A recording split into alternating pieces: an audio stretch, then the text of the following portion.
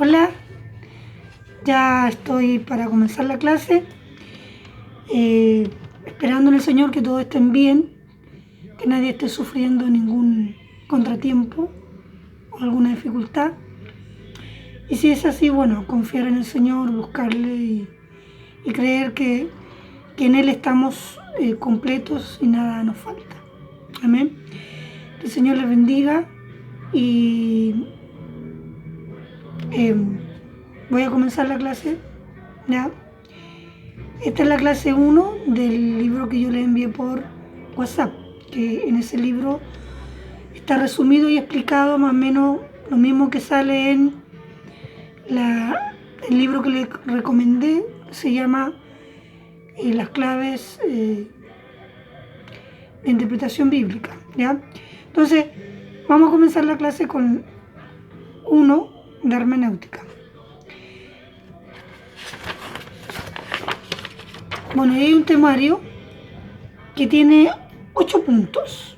El número 1 dice concepto de hermenéutica, el número 2 dice hermenéutica bíblica, el número 3 propósito de la hermenéutica, el número 4 concepto de exégesis, el número 5 espíritu correcto y el método 6, en el punto 6, método de interpretación, en el punto 7 leer con cuidado y en el 8 el significado de las palabras individuales. Bien, el número 1, el concepto de hermenéutica. Yo voy a repetir un poco la clase, algunas cosas que dije en clase, porque hay personas que no estaban y que se vienen integrando ahora, ¿ya? Entonces, también les doy la bienvenida a ellos, para que todos estén parejitos, ya, y los que después se vienen integrando descarguen el video, ¿no?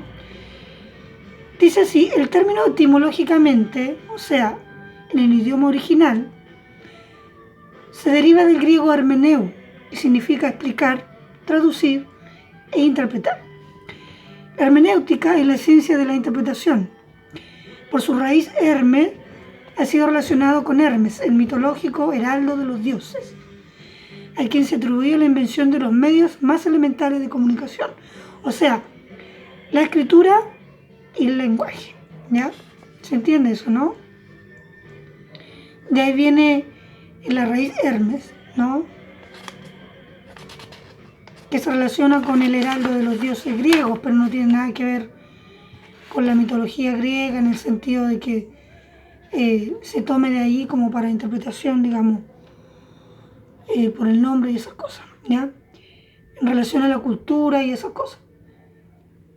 Número 2, la hermenéutica bíblica es la interpretación de la Sagrada Escritura para lo que se requieren reglas y herramientas, ¿ya? En otras palabras, es el proceso metódico y sistemático mediante el cual uno aplica reglas y principios que faciliten el entendimiento de las Escrituras. O sea, son principios y reglas gramaticales, ¿ya? Que usa la hermenéutica para poder examinar un texto, para poder entenderlo y para poder finalmente interpretarlo, ¿ya? Número 3, el propósito de la hermenéutica. La letra A dice que uno de estos propósitos es relacional, ¿ya? ¿Por qué? Porque queremos conocer más al Señor. Cuando habla de relación, se habla de la relación que tenemos con Dios. Dios es un Dios relacional, ¿ya? Ahí en San Juan capítulo 17, verso 3, Cristo hablándole a los discípulos cuando ya Él se estaba despidiendo en la oración que Él hace por los discípulos. En San Juan 17, versículo 3 dice, y que te conozcan a ti. En esto consiste la vida eterna, que te conozcan a ti, el único y sabio Dios, y a Jesucristo, a quien has enviado, ¿cierto? Hablando del mismo. Entonces, la relación para Dios es muy importante, ¿ya? Por eso es importante entender la hermenéutica y uno de los propósitos es justamente la relacional. La B es espiritual. Queremos crecer espiritualmente, madurar, conocer sus mandamientos para obedecerle y caminar en santidad y de acuerdo a su voluntad. Y letra C es el servicio. Queremos servirle al Señor con fidelidad y conocimiento, ¿no es verdad? De su voluntad. Hay algunas citas bíblicas ahí por cada alternativa. Y obviamente el servicio es una parte muy importante, no solo para servir a Dios, sino para servirle en su cuerpo, que es la iglesia, y para servir afuera a la gente, que es a lo que primeramente hemos sido llamados a predicar el Evangelio, que también es un modo de servicio, ¿ya? Es un llamado, pero también es un servicio. Es un llamado, es un mandamiento y también es un servicio. Dios lo toma en cuenta como un servicio. ¿Por qué? Porque nos está mandando a hacerlo y para Él somos sus obreros, ¿ya? Entonces eso es servir. En la iglesia, servir a Dios y servir también a nuestro prójimo, tanto sea cristiano como no lo sea. Amén. Ahora bien, la hermenéutica bíblica se divide en dos partes. Letra A, la hermenéutica general. Incluye todas las reglas que pueden aplicarse a la Biblia, pero con énfasis en la literatura. La mayoría de estos principios pueden ser aplicados también a la literatura en general. O sea, las novelas, los cuentos, las leyendas, etc. Y B, hermenéutica especial. Incluye todas las reglas y consideraciones necesarias para interpretar ciertas categorías especiales de la literatura, que pueden contener lenguaje figurado, la poesía o la profecía y una variedad de problemas especiales. O sea, que dentro de la hermenéutica bíblica se divide en estas dos partes, la hermenéutica general y la especial. ¿Por qué la especial? Porque dentro de la Biblia aparece la poesía, los salmos, cantares, proverbios, y aparece también la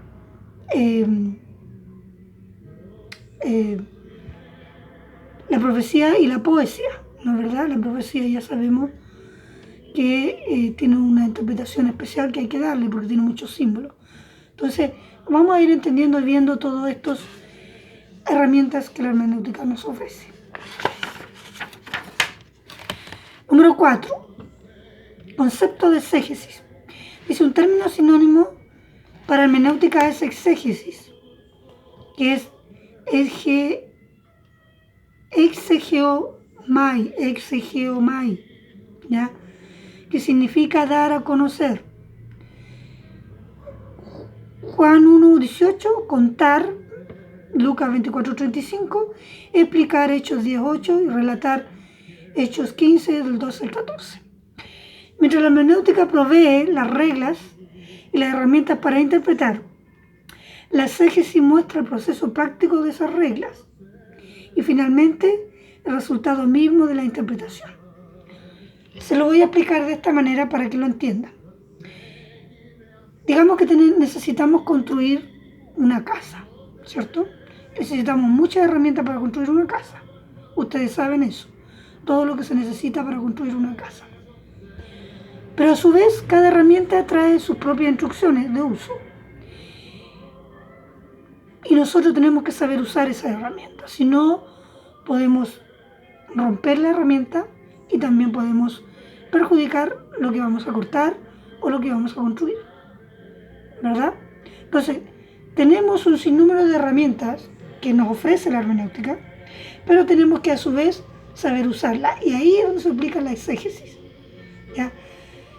Entonces, la exégesis es el proceso práctico del uso de estas herramientas, ¿no? Como yo le explicaba, si usted compra una herramienta, por ejemplo, una sierra eléctrica, viene con sus instrucciones, te dice cómo usarla, qué se debe hacer, qué no, etcétera, etcétera. Y así usted la va a poder usar sin ningún riesgo y para poder cortar adecuadamente y todo lo que se necesita saber. Entonces, eso es lo que hace la exégesis. Mientras que la hermenéutica nos ofrece las herramientas, la exégesis nos dice cómo usarlas, ¿sí? Apropiadamente. Eso es. Es entendible esa parte, ¿no? ¿Verdad? Quinto, el espíritu correcto. Aquí hay varias aristas al margen que vamos a leer. Dice, el espíritu correcto busca oración, la presencia del Espíritu Santo. Y eso es muy importante.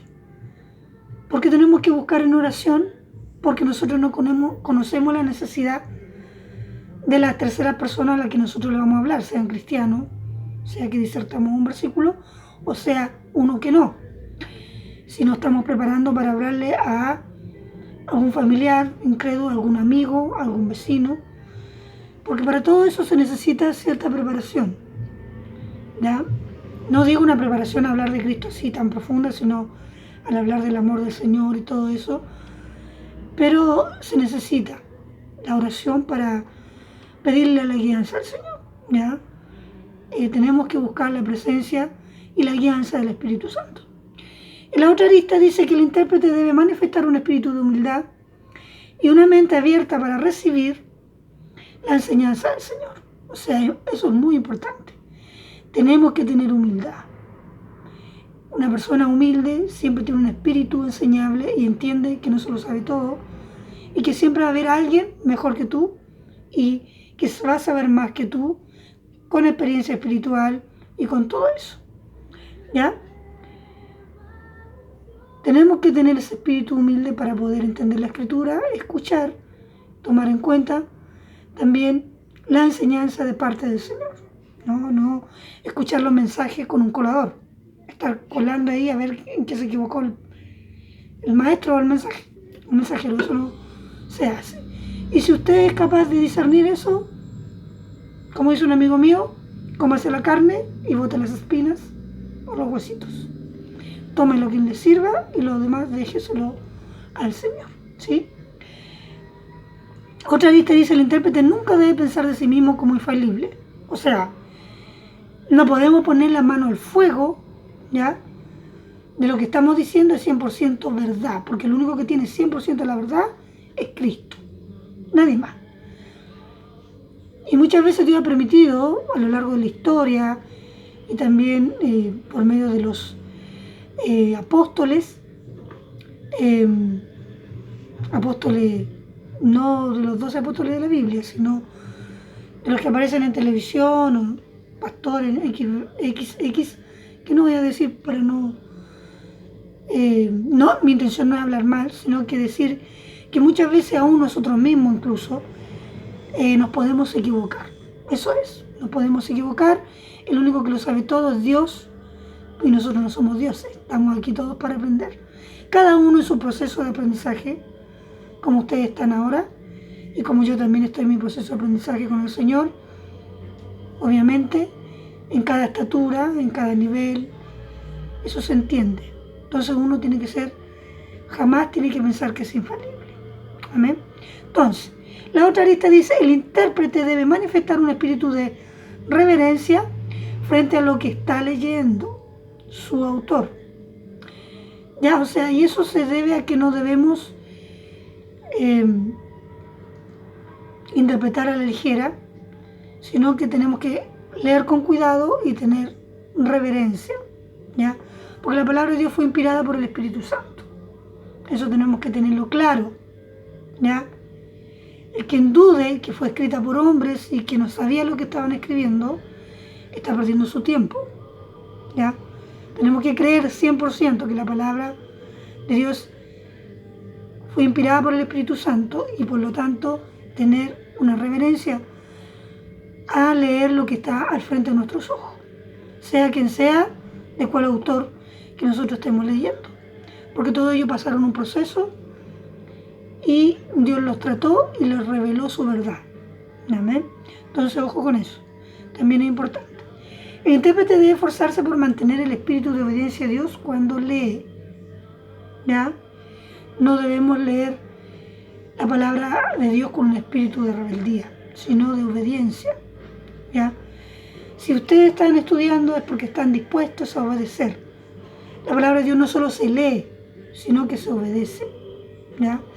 Sobre todo cuando la estamos estudiando y cuando la queremos interpretar correctamente. Y una vez que aprendemos a interpretarla correctamente, tenemos que obedecerla porque Dios puso en nosotros su autoridad, y para que esta autoridad sea válida en el nivel espiritual,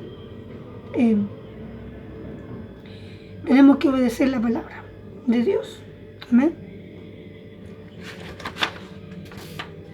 Métodos de interpretación. El número 6. Analizaremos 3 métodos equivocados antes de considerar el método correcto. Número 1, método racionalista. Consiste en interpretar toda la escritura al juicio humano. Presupone que lo sobrenatural no existe y que todo texto se puede entender por medio de la razón humana. A ver, aquí sencillamente es que el ser humano dice, a ver, si lo puedo razonar, si me cuadra, si la lógica de mi mente lo puede entender, perfecto, yo lo creo, si no, no. Ese es el método racionalista. Y es más, este método se atreve a acomodar su interpretación a su capacidad de racionalizarlo. Por ejemplo, este método explica la alimentación de los 5000, suponiendo que la generosidad del muchacho estimuló a todos los demás a compartir su alimento con aquellos que no tenían nada. O sea, un milagro moral. Claro, el que es racionalista dice, el intérprete racionalista dice ya, al leer esa parte, ¿verdad?, de la alimentación de los 5000, dice, ok, yo puedo creer esto, pero aquí no hay un milagro del Señor, dice el racionalista. Aquí lo que hay es un reparto generoso de todo el mundo, ¿verdad?, al verse compelido por la generosidad de un niño, ¿no? Pero ambos sabemos que eso no es verdad. Y eso no es así, porque nada más eran 5 panes y 2 peces. Y la multitud, dice la Escritura, que eran 5000 sin contar los hombres, o sea, las mujeres y los niños. Entonces, para eso se necesita un milagro, ¿no? Así que el racionalista dice, yo lo creo si lo puedo entender con mi razón. Y eso es un método de interpretación equivocado.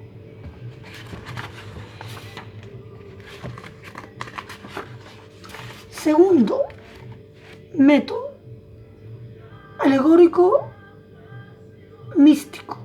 ¿Qué significa? Considera que toda la Biblia fue escrita como una serie de alegorías. ¿Qué son las alegorías? Las metáforas. Son metáforas seguidas, ¿ya?, para poder explicar la palabra.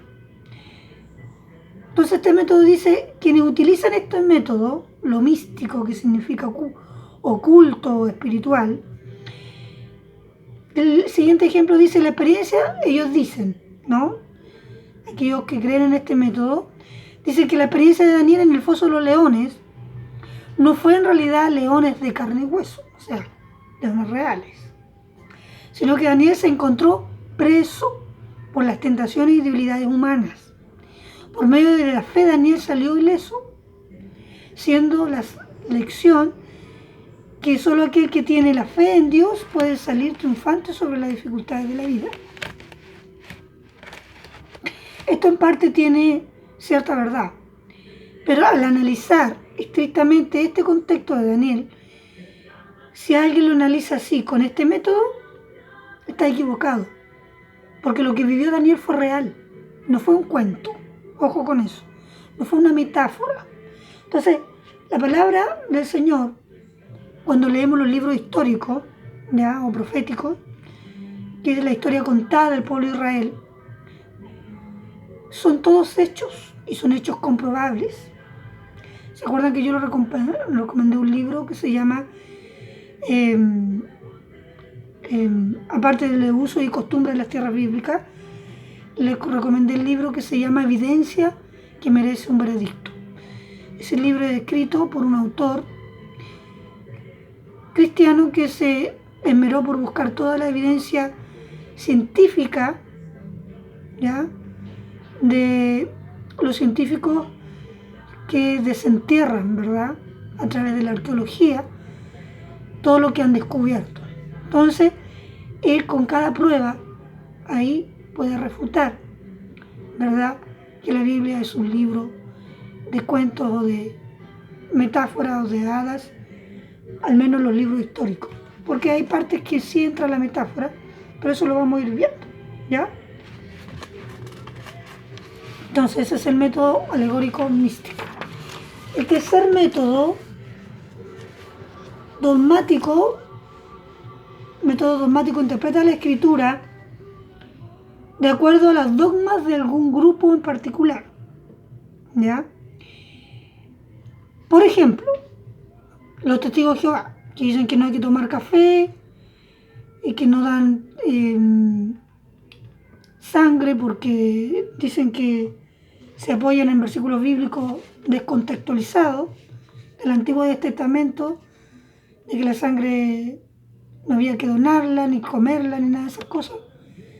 ¿Ya? Cosa que vamos a ver más adelante, escrituralmente, lo que dice el apóstol Pablo acerca de eso,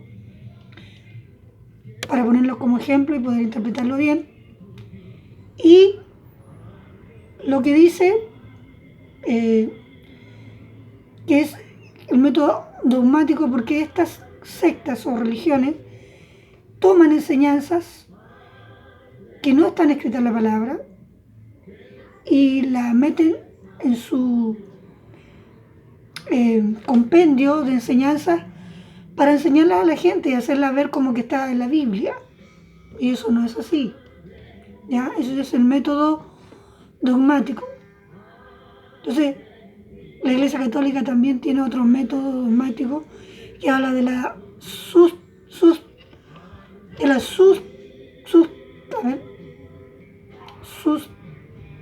sustantación. Algo así la palabra, disculpen si no la puedo decir bien.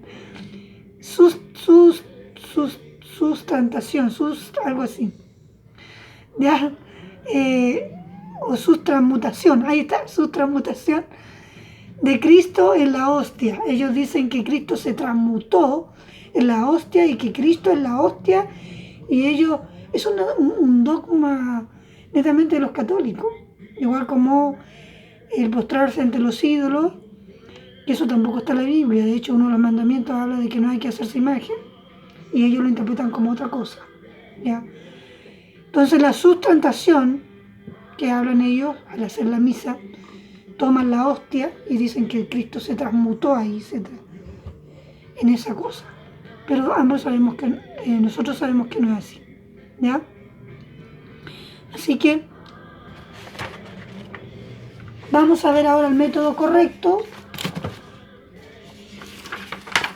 para ya estar terminando. Ya va a ser media hora casi de video. Espero que no estén aburridos.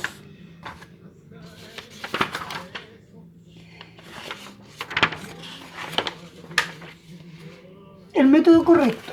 ¿Cómo es el método correcto para interpretar la escritura? Método gramático histórico. Interpreta la escritura de acuerdo a un análisis gramático, a través del idioma, de las palabras, de las figuras literarias, etc. ¿Ya? Y considera los hechos históricos, el contexto, la fecha, respecto del autor que escribió, a quienes fueron los receptores destinatarios. ¿Se acuerdan que yo le hice las 5 preguntas que hay que hacerse para comenzar a interpretar? Bueno, aquí está eso, aquí se aplica el método correcto. Para lo anterior se requiere que el intérprete dedique tiempo y esfuerzo para llegar a la correcta interpretación de un pasaje bíblico. ¿Ya? Entonces hay que preguntarse qué testamento es, qué libro es, quién está hablando, qué es lo que dice y quiénes son los destinatarios o a quién se lo dice. Entonces, teniendo esas 5 preguntas básicas siempre en mente, chiquillos, vamos a tener el método correcto bien, dirigiéndonos bien orientados, porque después empezamos a profundizar. ¿Ya? Entonces, ahora para terminar, el punto 7 y 8, ¿ya? Hay algunas recomendaciones para que podamos leer con cuidado. Dice, tantas veces hemos leído un pasaje y pasamos por alto palabras claves, creyendo que leemos con exactitud. Para entender correctamente cualquier pasaje bíblico, es necesario leerlo siempre con cuidado, llegando a leer el pasaje bíblico las veces que sea necesario. ¿Cuántos eran los Reyes Magos, por ejemplo? Tenemos que comenzar a hacernos preguntas. ¿Cuáles eran sus nombres? Y así, por cada versículo que uno lea, uno tiene que hacerse preguntas. Incluso si hay algo que a nosotros no nos cuadra, o que hay alguna palabra que no podamos entender o reconocer, tenemos que investigar qué significa esa palabra. ¿Ya? Empezando por el diccionario de la Real Academia Española, que no tiene nada de malo, y después yéndonos a los diccionarios bíblicos, al contexto y al contexto original de esa palabra. ¿Ya? Cuando decimos que se debe leer con cuidado, esto incluye la necesidad de entender y poner atención en la gramática del texto. Por ejemplo, nombres, verbos, adjetivos, adverbios, pronombres, conjugaciones, frases, cláusulas, admiraciones y signos de puntuación. ¿Ya? También tenemos que poner atención si hay algún mandamiento allí, ¿ya? Y si ese mandamiento, si es mandamiento absoluto, o si es consejo solamente, si es un mandamiento imperativo, me refiero cuando es absoluto. O sea, imperativo es un mandamiento que no se puede cambiar, porque es un pilar fundamental de donde desde allí hacia arriba está anclado, ¿no es verdad?, toda la doctrina que a su vez le sigue de respaldo, ¿ya? Entonces los mandamientos son y tienen